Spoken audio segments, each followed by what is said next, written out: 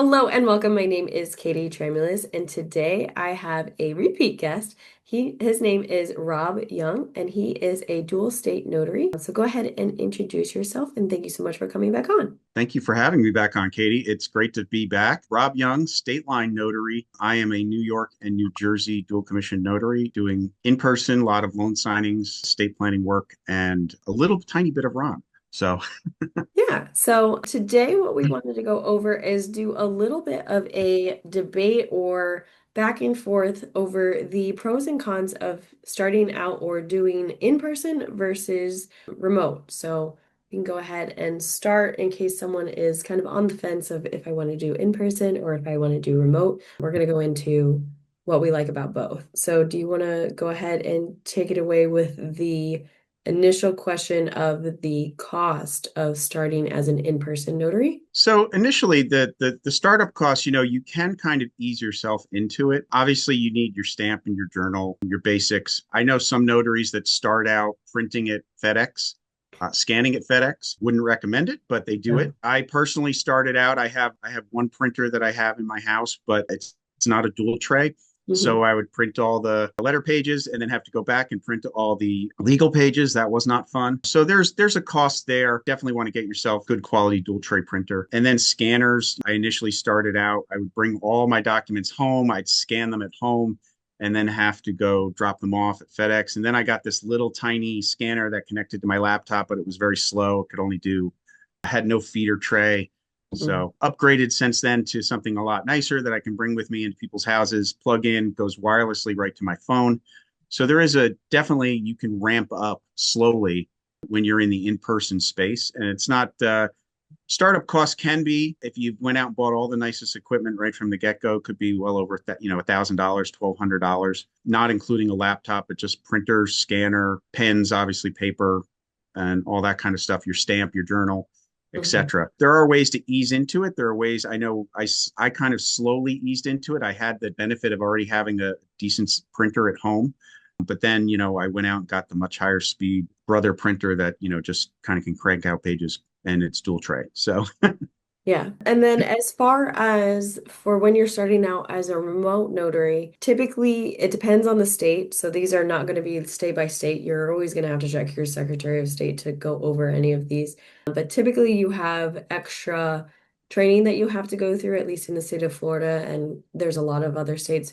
It's about 2 to 3 hours of extra training, and then that can run you anywhere between $20 to $120 to add on that training. Typically, you have to increase your errors and omissions insurance and your bond. And so that would probably put you at like maybe $25 a month extra to increase your errors and omissions. Now, it's different with each state. So you'll have to check and see if that's something that is even needed, but it is something that you will have to think about.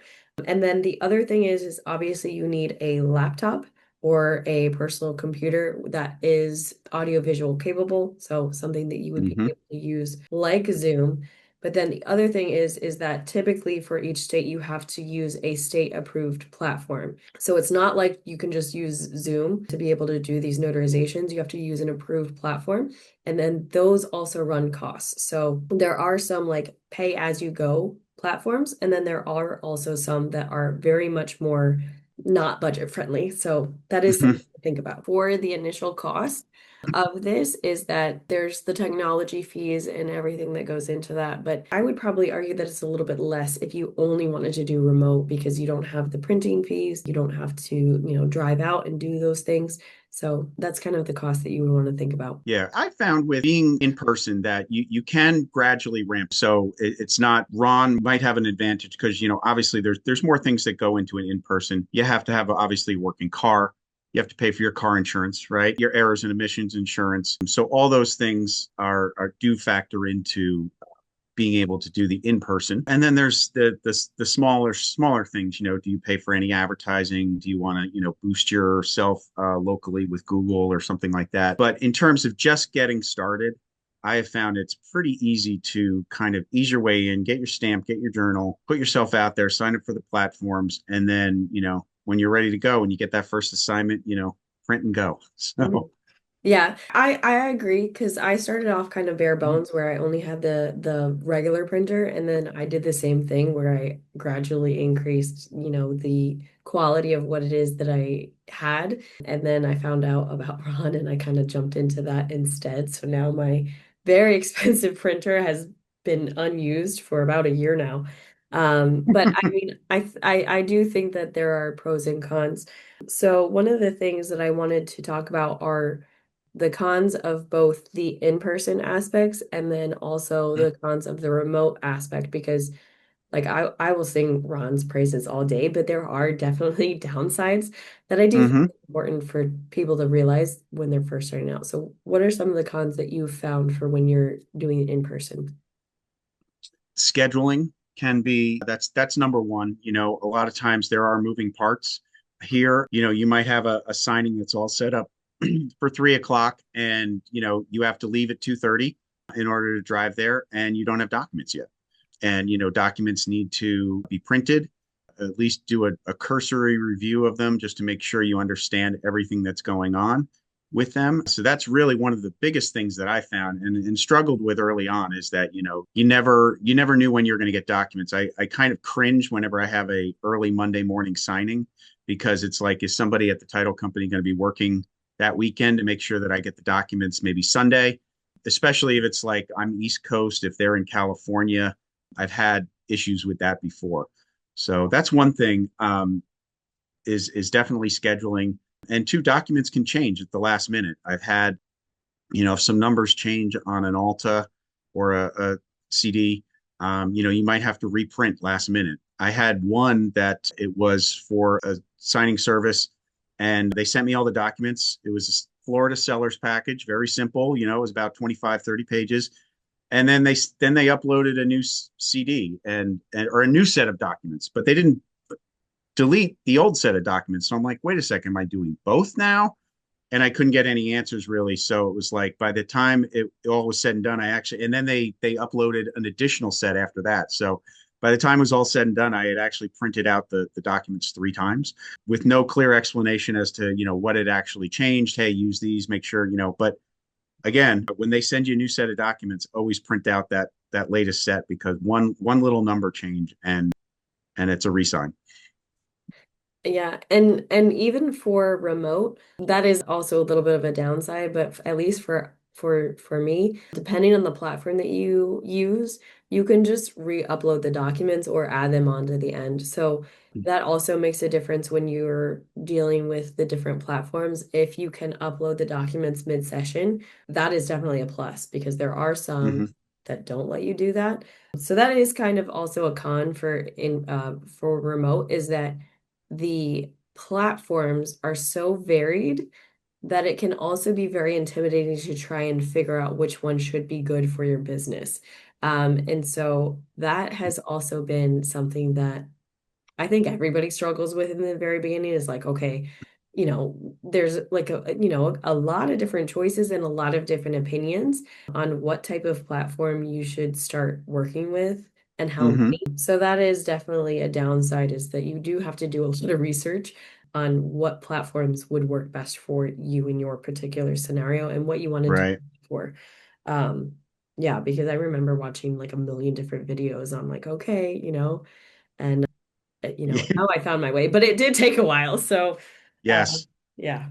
I'm Um, I'm I'm still searching for, I like I'm okay with the platform that I have, but it definitely has some limitations, especially like what you were talking about, like doing mid session edits. mhm. Yeah. So, but I don't do a lot of ROMs. So maybe you can convince me otherwise. Yeah. I mean, that is another thing that I wanted to kind of highlight, and I'm not picking on in person because like I also like in person sometimes.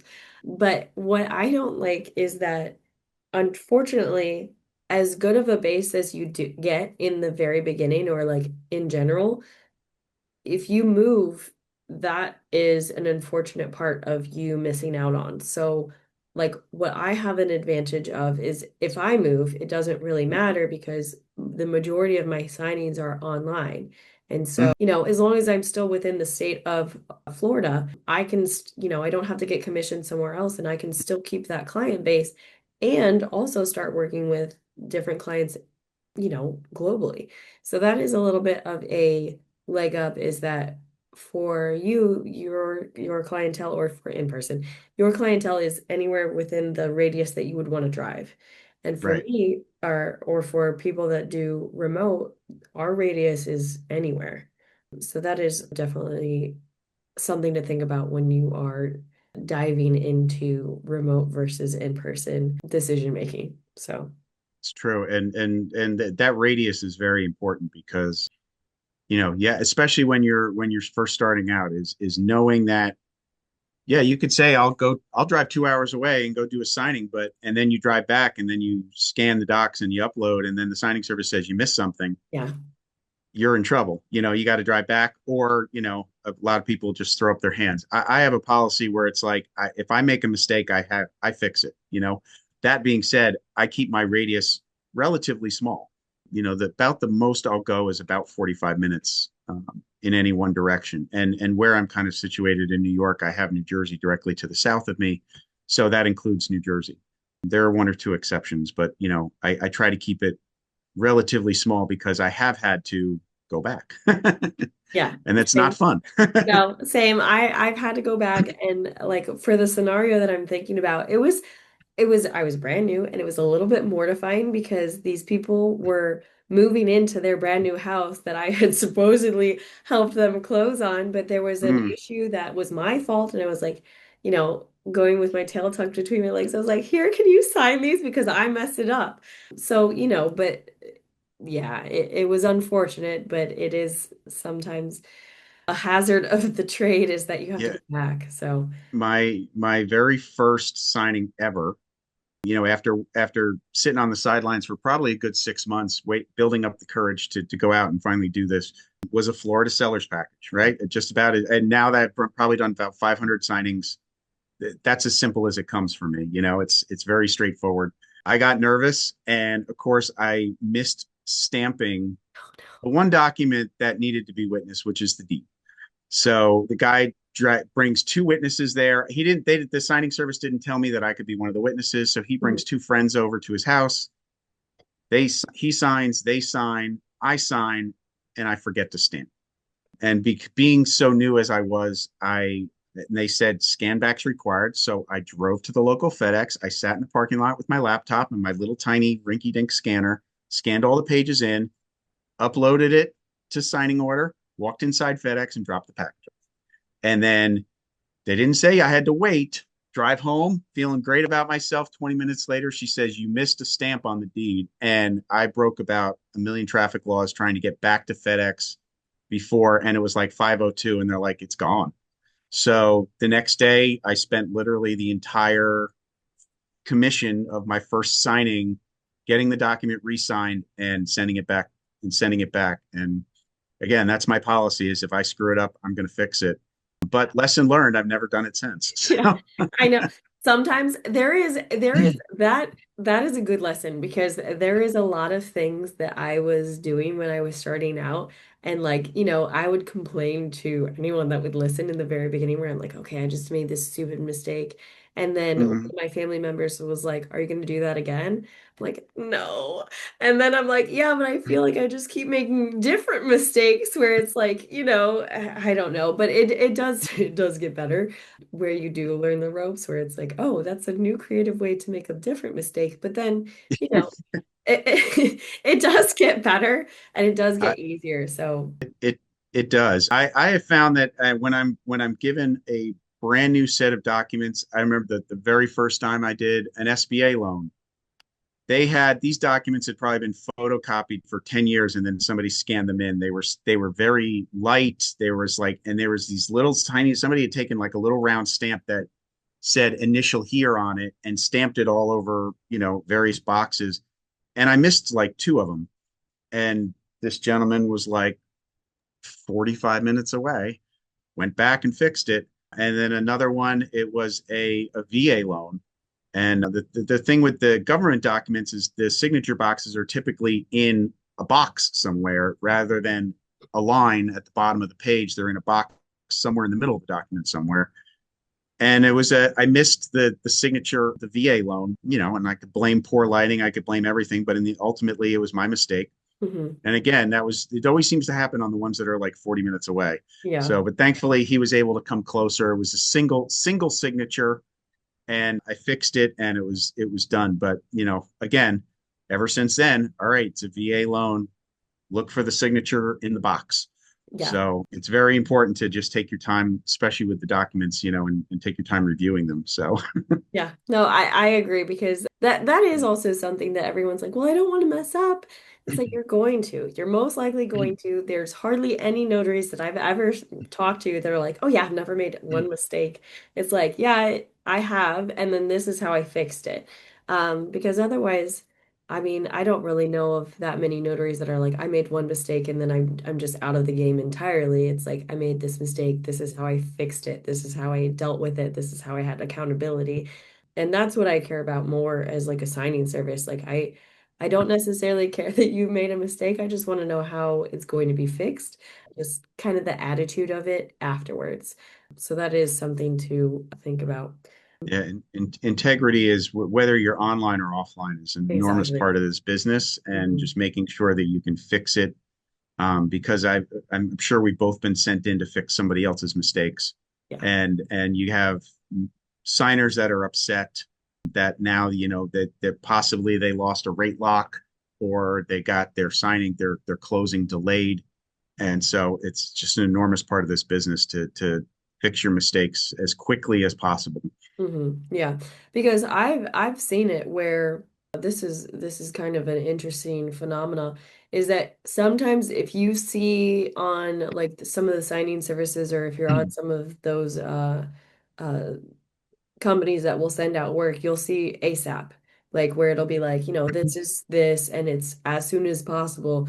And then if you say that you're available, the signing service will call me like, hey, another notary was supposed to come out, but it was a no-show. And then so then you are kind of on the hook and on the timeline for that to try and get everything done as quickly as possible, just one to get everything going because there's been times where they're like, oh yeah, they're at the signing table or they're at their laptop and I'm like, okay, Mhm. it's gonna take like I still have to pre-tag everything. Right. So yeah, it is interesting. I do think that there's a little bit of a leg up with the remote aspect because the time frame from getting the documents to being able to send out the invitation and getting everything finalized and then doing scan backs is usually significantly less, as long as you've done all of the upfront work as a remote notary to do the mock sessions and do practicing, just Hmm. that way you're not a deer in headlights. Because I have seen that where, if I try and send out work and they're like, this is my first time on the software, I'm like, okay, that's not ideal. That's not what I wanted Yeah. to hear, but all right, we're gonna work through this. So yeah, that's kind of the next thing that I wanted to go into is a definite con of the remote notarization aspect is the tech. Um, Hmm. so like I'm just being transparent. The tech is a little bit of a learning curve, both for the notary and then also sometimes for the signers. Um, so I mean, when we first talked, you were also saying about how, you didn't necessarily like the tech part of it. Like, do you want to kind of share your experience without naming any names of businesses, but what happened or um, how you experienced tech of, With Ron. yeah, Yes, I mean I've had a bunch of issues when I've done Ron that it's you can't see the signers, their camera is not working, you can't hear the signers, their microphone's not working, and I stress very deeply that it has to, you really want it to be on a laptop or a tablet because it's not a pleasant experience for anyone on a phone. yeah, If all I see, and I give all these instructions and they sign on and all I see are their eyes, I'm like, and they're like, I can't see the document. I'm like, are you on your phone? yeah, Yes. Oh boy. yeah, um, it can just be a lot. It can be frustrating. You take the time, and even a signature thing is just not going to show up. Even if you have the biggest phone out there, it's just not going to be very large. So I've certainly had that. I also have, there's some folks that just are not tech savvy. I don't recommend Ron. I've had folks be like, oh, hey, my 80-year-old grandma's in another country, and can you do this Ron for her? I'm like, no. It's, you know, unless somebody is sitting there helping her, because this is technology. So yes, she can click on things, but like in terms of getting signed onto the software and making sure that they pass all their authentications and stuff like that, it can be a struggle because it is technology. So and it's not perfect and it can fail. So I've certainly struggled with that. Um, Seems for every granted, I don't have the numbers you do. I'm sure that the number of Rons I've done, you probably do in a week. So probably done about, maybe 30, 35 total. And it's just, sometimes I really struggle with, my technology is usually working, but Mhm. it's their technology. And sometimes when you switch platforms or you don't do it for a little while, and then all of a sudden I'm like, wait a second, how do I do this again? Mhm. How do I end the session? Like, Yeah. I'm like, so, and it's like, sometimes there's newer platforms you have to learn it, and Mhm. and sometimes you're on, and again, you're on camera doing, trying to figure these things out. Like, how do I Yeah. do this? So, so yes, I mean, technology can be a struggle. I find for me personally, being in front of people is not a problem. Mhm. I say I'm an introvert that likes people. I get overwhelmed in crowds, but one-on-one or two-on-one, small group, something like that, I'm fine. Yeah. So it's really, I enjoy actually going to people and sitting with them, whether it's at their own kitchen table, whether it's at a Starbucks or something, and just signing the documents that way. Mhm. That's my comfort zone Yeah. to do that. So, and I think I said it the last time, it kind of feeds into my personality that like I said, I'm an introvert, but I like people. I like hearing their stories, you know, hey, what kids, what school do your kids go to and stuff like that. Mhm. So it's fun to have those conversations. And especially the county where I live is the smallest county in New York. So kind of everybody knows everybody type Yeah. of thing. So it's like you mentioned something, it's like, oh, I know that person, or I know their sister or whatever. So it's very it's a small world and small county. So, you run into a lot of people that or know somebody that knows them. So I do think that there is something to be said about like when we're talking about a business perspective of being face to face with people because like I'm very much into like as much as I digitally will advertise and market, I very much value in-person relationships more than, getting emails or getting cold calls. So I think there's something right, to be said about meeting people face to face where it is those people that are signers that could be potential repeat clients of different things. So like let's say you have a home closing, you go to their house and then they're like, "Oh yeah, I'm a family lawyer," or "Oh yeah, I'm a estate planning attorney." And so then you get that connection. Whereas for me, I typically will pitch them a little bit at the very end as well. But I do think that sometimes I do miss out on opportunities for when I'm talking to signers remotely, where I'm like, I'm a remote notary, so anytime that you need me, right, so it's not necessarily the same. I'm not leaving my business card in someone's home. I'm sending them an email afterwards, which is not right, always the same. right. So yeah, that personal touch, I do think that as far as marketability, as It's far Friday. as getting more, as I'm just gonna change the word, as far as getting like word of mouth referrals, I think that it's easier to do the in-person things because there's so much more like almost energy exchange where, you can see if they're a good fit. The other thing, Yeah, oh, sorry, go ahead. oh no, I was going to say I agree. You kind of get a sense of somebody when you're able to shake their hand and have Yeah. even short conversation with them. I do that a lot at networking events, and after you see somebody a few times at some networking events, it's like well, I might have something for you, or it's they start to pop up more top of mind when you're needing to refer somebody. So yeah, that's I love that about in person Yeah. networking. I've tried the online networkings, and it's okay.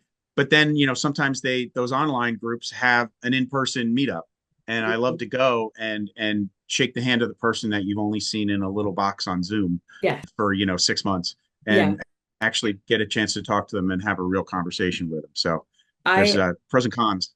I think I'm such an advocate of this because as much as I like the online stuff, I think that some of the like the stickiest clients that I have or the people that use me repeatedly or the referral partners that I have are the ones that I've met in person. So like I'll Hmm. go to Fort Lauderdale, I'll fly, to a different area or, to meet those people in person. And I think that makes a huge difference in, I don't know. I think so many people try to only do digital and I think they're missing out by not doing it in person. Like Right. you gotta hang out with people sometimes to be able to get these Exactly. relationships.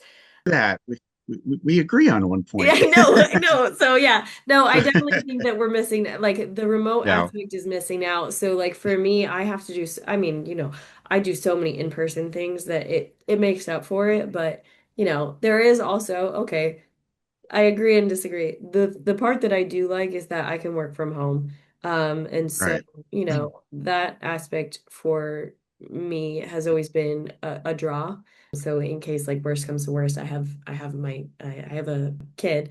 So Hmm. for whatever reason, I have to stay home because of XYZ. That's not a Hmm. huge deal. Like, depending on the temperament of your child, you should sometimes be able to get away with some notarizations in the other room. But, that is pro. That was definitely something that was attractive to me for the season of life that I'm in. And Instead of going and, driving out and meeting people in person. right. And I have to say, like when you're an in person, it, I am I would not. I should say I don't want to be. I know some notaries that are out there grinding away from 7 a.m. to 9 p.m. Mhm. doing back to back signings. That's not my goal in life. No. It's not where I want to be. If I could get 3 to 5 a day, that's like my sweet spot. Without feeling burnout or I mean the numbers all start to look the same on the piece of paper by the end of the day, and they start going blurry on me. So that's the enormous flexibility of being able to. I mean, I work from home. I still consider this working from home, but I run out, I do a signing, I come back, or I do like 2 or 3 signings and I come back and I do my thing at home, catch up on paperwork again, and you're able to do it, all your signings from your desk. That's just the enormous flexibility of this profession that we've chosen. Yeah, yeah, I definitely think that it goes with the ebbs and flows. I mean, I don't anticipate ever doing anything else because this has been, such a lifeline for a lot of different things within a lot of the community's life. So, one of the things that I also wanted to go into as a con for the remote online notarization is the getting things approved. So for in general, if you're working with general notary work or if you're working with, some of the litigation or the estate planning stuff like that, estate planning is a little bit of a different thing because there are some states that don't allow remote online notarization, estate planning documents to be New, notarized. New York is one of them. Yeah. Yeah, so you want to just make sure that you are paying attention to that, but also the other thing to think about is that for real estate, some of the lenders and the underwriters do not necessarily like remote online notarization. And so for me, I'll see mostly seller side transactions that come through my pipeline as a signing service that only does Hmm. remote. Um, so that is a con because obviously there is money in the mortgages and being able to do refinances and all of those other things. So that is a little bit of a con. If you like the general notary work and you want to kind of not deal with estate planning as much, or if you do want to deal with estate planning with some special caveats, that's fine. But just know that that is something that you will have to consider as you're going forward in the journey. So, Yeah, New York's RON law came into being in January of 2023, so it's still really in its infancy in New York. And New York has a Digital Signatures Act, which kind of, they don't allow any estate planning docs to be signed digitally. There's actually some legislation that's working its way through the legislator to be able to repeal some of that, at least be able to do some powers of attorney and some stuff, not everything, but so that's going to be some progress that if we can start being able to do powers of attorney in New York. So yeah. it's definitely something to look forward to for the future because I love doing estate planning work, and but I it's a lot of it's all in person. So, and that includes the witnesses too. So I arrange witnesses for all my signings. I arrange witnesses just for attorneys that don't necessarily need my services, but they need witnesses because they work by themselves. So that's a big part of it is getting the witnesses that and if it's in a hospital or a nursing home, they're coming with you. They're coming to the bedside of somebody that could be very sick or whatever. And but that's part of it. So Yeah. So we can, if you still have the time, we can kind of switch gears if you had some questions for me. Okay, okay. I'm ready. I'm ready. So I want to preface this, but how long has do you know how long Ron has been At the least law in Florida? since 2012 is when it Oh started. wow. Yeah, but it became prevalent during COVID. So everybody pretty much figured out that nothing was going to get done unless they started to adopt that. And then it became really obviously immediately adopted because I mean, I during my time during COVID, I was in banking, and so we were notaries, and so we counted as emergency workers. But even then, it was like the most weirdest way of doing notarized documents where we had to like see what they were doing and if it was Hmm. important and then go over to your car, we're gonna check your it was very disjointed.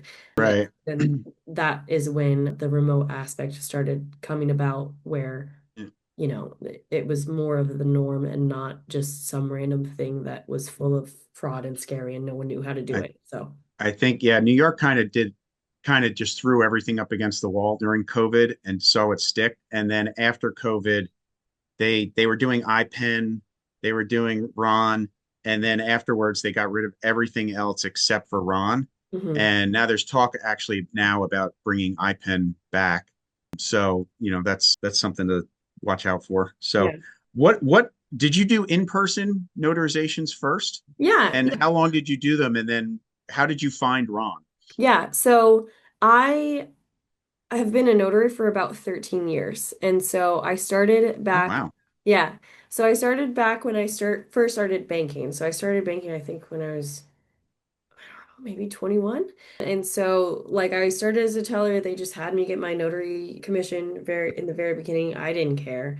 I was like, okay, whatever. People would come in, they would bring stuff, I would stamp it, and that was it. Mm-hmm. And so then that was 10 years. And then I got out of the workforce kind of and started doing more different types of jobs. There was a little bit of a life change, got a divorce, and then I started to look into building my own business because I was working 6 jobs and that was not fun. Wow. Yeah, it was a wild time. So working 6 jobs, found out Fun about times. fun times. I found out about loan signing because I saw one, like I was scrolling through social media at like 3 o'clock in the morning, freaking out because I was like, I have a newborn, like I have to figure this out. And so there was a social media post that was like, oh, $150 an hour. And I was like, oh, okay. And so I researched it, found out that that was actually a thing, and then started to become a loan signing agent because like it's different between being a notary at a bank than to become a Mm-hmm. loan signing agent. There's stuff that you have to do. So I started knocking out that stuff. I did the in-person loan signing agents. It was fine, but I didn't necessarily love it. um and then I found out about Ron because on the notary block, you know how it says you have to check if it's in person or remote. I was like, Mm-hmm. what is that? And so I looked it up and then I was like, oh, remote, is that available in Florida? It was. I jumped into that and then that was all she wrote. I basically went all in on remote as much as I could because then I could spend more time at my house. So, yeah. So would you say that that's what attracted you to it is the ability to stay home? You obviously had a newborn at that time, so the flexibility of time, basically. Yeah, yeah, yeah, because like, as I was a loan signing agent, I also had other jobs. And so it was like a constant, almost like goodbye for my kid. And so then that was not what I wanted to do like as a parent. So I was like, all right, it was very, very difficult because I had a degree, but it what didn't really amount to anything that would translate into making more money. And then the cost of childcare was more than what I would have made, if I went back into banking. So I was like, Hmm. okay, the math is not mathing here. So then honestly, it was like, yeah, it wasn't just because I wanted to, it was because I almost had to figure out how it worked. And so, but that's what I'm saying is that I really do think that it obviously has been a lifeline for me because, with my circumstances, I'm not the only single mom out there where it's like, oh man, but it has been, that's why I like using this platform to be able to kind of talk about it. Right. Because other people have been like, I resonate with your story. I'm like, I'm sorry, but like I'm glad that we found each other.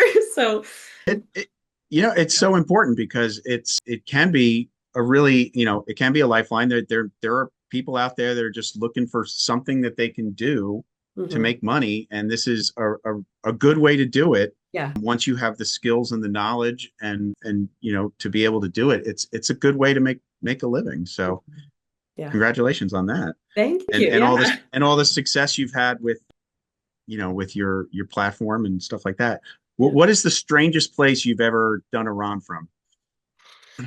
A remote online notarization? I mean, well, I travel all over the place. So I have like done them in my car, like in hotels. The strangest place would probably be like a now, okay, if you're watching this, don't do this, but like it was an emergency. So I had my bag and I was at a different place and I had to do it at like a random kava shop. So I always have my bag packed where it has headphones. And so that is important to always bring if you are a remote online notary, just so that way if you do have to do a closing last minute, I was at a kava shop at like late at night. I Mhm. didn't want to be going through and getting the wiring instructions from someone or like going over customer sensitive information while that's happening. So that's not that's not suggested. That was an emergency situation. Usually you want to be somewhere a little bit more private, but yeah, a random kava shop, either that or on vacation, I'll be at in a hotel, just kind of hanging out and then I'll go out, do some fun stuff, go on vacation and then come back and, work a little bit more. So, but I do like the flexibility when I have the freedom or the time frame available. I do like going to different cities has been obviously very nice. Yeah, that's fantastic. Yeah. What where do you see your business going in the next few years? So I have finally gotten to the point where I am comfortable stepping into leadership a little bit more. And so, because that is a skill, and it did take a good amount of time for me to be like, So now I've scaled it to where I do have a team. I built out the Roadmap to Rod mentorship group where, I kind of teach people how ideally I would like people to navigate remote online notarization. So it's almost like I have a team built in continually. So I've built that out. I will probably always do the mentorship and the training, but then also I feel comfortable scaling the notary business.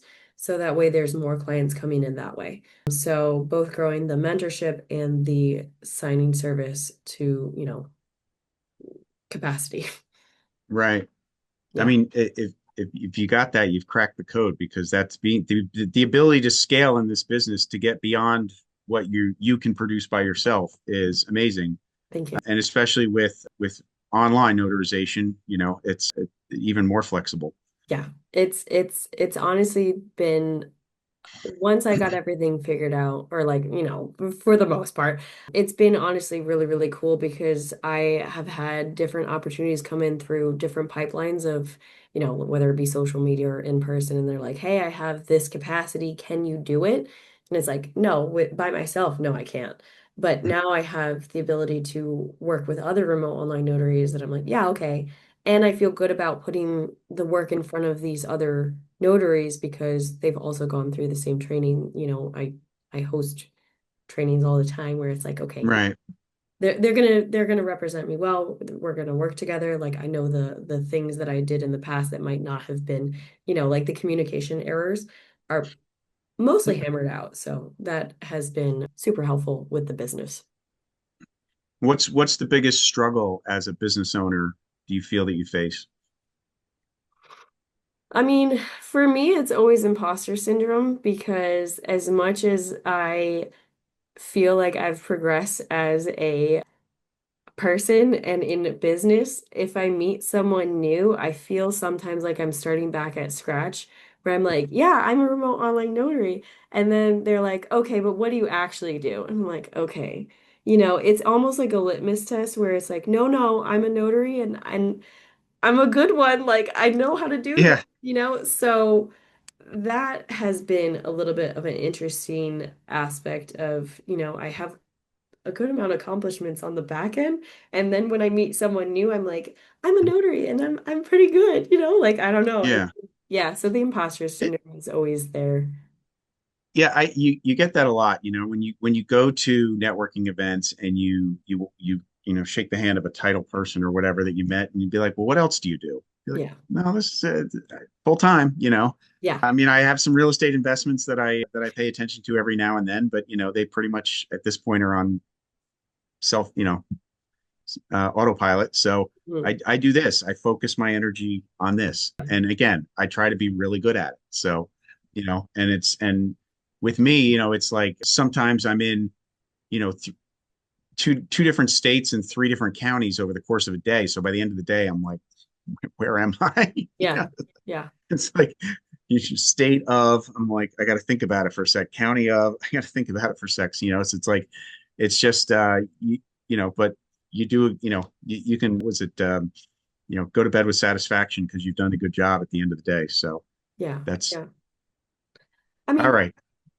yeah, I but was, that's one of the things is that like it's it's fine because there's so many people that don't understand what it is that we do, and also that you can scale it to the point that it is a business and it's you get repeat clients, you're well known, you're respected in your community. But like as soon as you almost say notary, at least for my case, when I do meet people that don't necessarily know, they're like, "Oh yeah, my aunt does that." And I'm like, okay, but I don't know that it's to the same degree. Like, so yeah. Well, I, yeah, you meet a lot of I know for me personally, I meet a lot of people. They're like, oh, you say, oh, I'm a notary too. Yeah, I got that years ago. They got it because their boss had some contracts that needed to be notarized, and Mhm.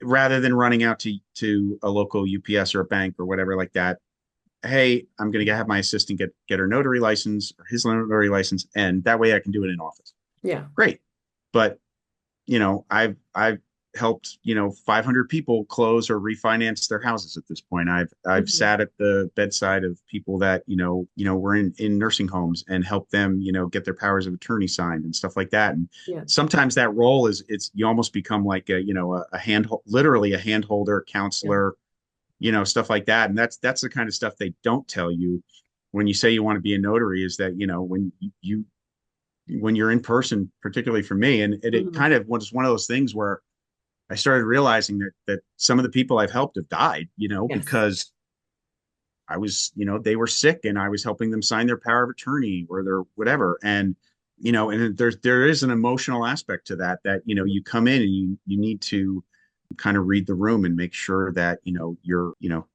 this is somebody's loved one Yeah. that was arranged, and you're there to help them, but also they are in a particular situation. So, and then that's the kind of thing that they don't really tell you when, it's like, hey, you can do loan signings and you can Yeah. make this much money per hour and you can do estate planning work. Well, estate planning work is, planning for somebody's death. And sometimes they do that planning really close to when they're going to die. So, Yeah. but and I personally love doing that. Like I said, I love going, I like talking with old people and hearing their stories and stuff like that. I love stuff like that. So again, that feeds to my personality. Mhm. But yeah, that's the kind of thing they don't tell you about when you become a notary. And the difference is that, there can be. So Yeah. Yeah. I definitely agree that there's a lot of different nuances where it's like funny, especially with the role that I'm in with the mentorship and the, is that sometimes like I'll talk to them about like social media marketing and all of this other stuff. But then on the other side of it, I have to put on a Mhm. different cap where I'm like, okay, this is what we're looking for wire fraud. This is how we're making sure that the elderly aren't taken advantage of. You know, these are the legal requirements that you want to look out for XYZ. So it's like, yeah, Mhm. social media marketing, we're talking about pricing, like this, let's make money with this, but then also I'm like, this is the back end of the things that aren't so much fun, like aren't as fun to talk about, but are almost more important, Mhm. the fun stuff. So, Yeah, and a lot of the stuff that just doesn't get discussed when you're getting your commission or anything like that is, you are a public servant that is trusted, and yes. you need to do that. And like you said, wire fraud and stuff like that. Like I don't take deeds anymore and if somebody calls me up and says, hey, I want to Hmm. transfer this deed into my name, or I'm doing this or doing that. And I'm like, is there a title company involved? Yeah. And they're like, no, it's a private. Okay. I'm sorry. I'm not the notary for you. Yeah. So, just because there's just a tremendous amount of fraud in this industry, and, we are the ones that are kind of can be a last guardian against, people getting homes taken away from them and Yes. all kinds of stuff. So that's the serious part of this job is, yes, all that stuff that you just talked about. It's very serious to talk. Yeah. Yeah. I'm actually going to interview a attorney a little bit later on next this month about that, about someone that gave away their stamp. And so what happened to them afterwards. So it'll be an Oh boy. interesting interview. Yeah, it's going to be an interesting interview. So yeah, but tell us how to find you for if anyone would like to reach out. So I am at State Line Notary on Instagram, statelinenotary.com on the web, and you can reach me. There's phone numbers and email addresses on those platforms, so you can find me that way. But I'm dual commission New York and New Jersey, so if there's anybody in the Rockland, Westchester, Bergen, and Passaic area of those two states, happy to help. All right. Well, thank you so much for coming on, and I appreciate your time. Thank you, Katie. Thank you.